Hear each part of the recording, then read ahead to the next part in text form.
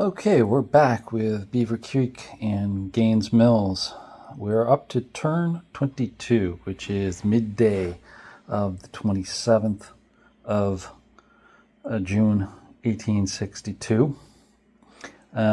Quite a bit of casualties, as you can see by these counts. We're into the hundreds now, 110 and 120, or excuse me, 115 and 120 points. A lot have happened here in the morning, but it's been a very interesting outcome, which we'll get right to and look at over here.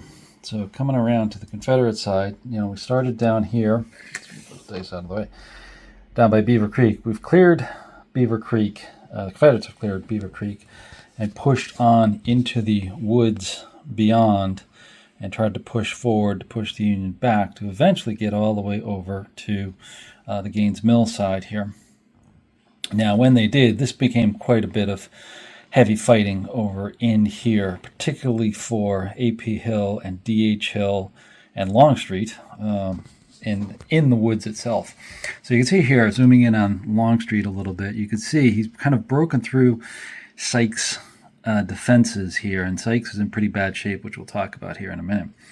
But Longstreet's in the best position right now in terms of units. You can see still a lot are at their front side strength. We've got Wilcox, who is flipped over to his weaker side and still pushing onwards. But he's got the woods to contend with. That has been really the defensive position for the Union troops over there. Moving along to D.H. Hill, you can see he's in the center and aligning on the left of Longstreet. And they've pushed through a small bit of woods, but they've had some problems too. You can see there's two units there that are Garland and Ripley, who are on their flip side and pretty much out of action there as well.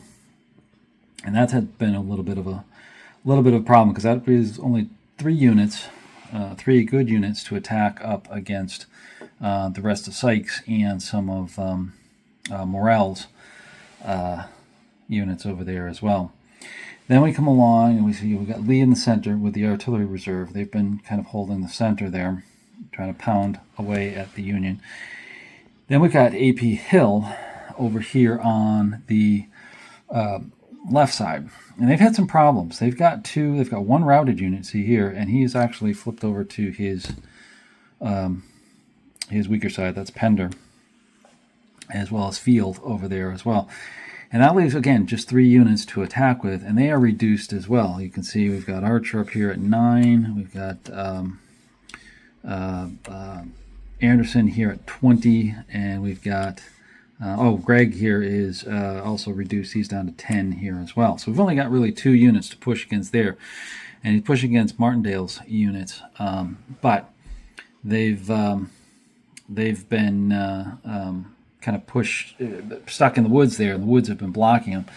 And then also for the Union, we've got Meade and Seymour over here, who have been really in good shape and pushing back against Hill's attack.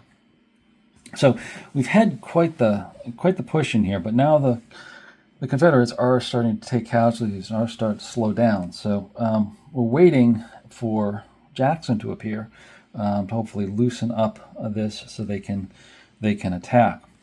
Now on the Union side, and let's just walk around to the other side here so you can see the Union perspective. You can see, we talked about Sykes. Sykes is in really tough shape. All of his units are either reduced or on the brink of elimination, because we take a look at like Warren here. He's only got 2 steps left.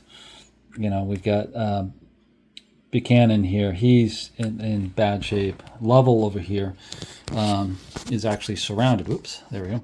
Is actually surrounded and probably will be destroyed. But he's been kind of a star for the Union, because he has held up here. He's actually held up back on this hex here as well for a couple turns to keep both D.H. Hill and Longstreet, Pickett's unit in there, from breaking through and traveling down the road, so the other units can form defensive lines back over here. Same thing with Morrell. Morrell is all reduced, so they can't really attack.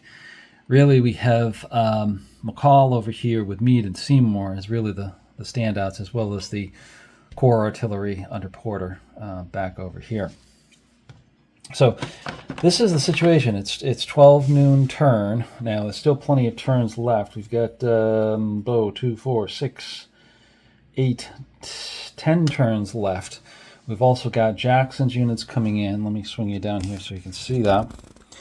You can see we've got Jackson's units coming in at the 2 o'clock hour. We've got Slocum coming in for the Union at 3 o'clock hour. And then we've got some more units from Richardson's coming in at the 7 o'clock hour, as well as some cavalry here, right here at noon itself for the Union. So there's plenty of units coming in. And now what they've got to kind of break through is, you see over here, this is behind the Union lines. We've got Gaines Mills here.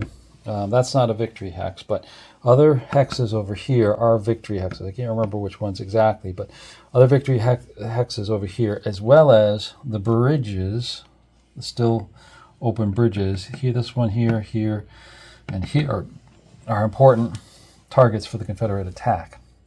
So the Union has to hold those out. Now there is some good defensive woods here.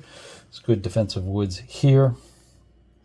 So they can potentially get in here and hold out. But we do have Jackson coming in, as you saw with his stack right here. He's got quite a bit. Stewart's coming in with him. So there's a whole bunch. Yeah, look at all those units.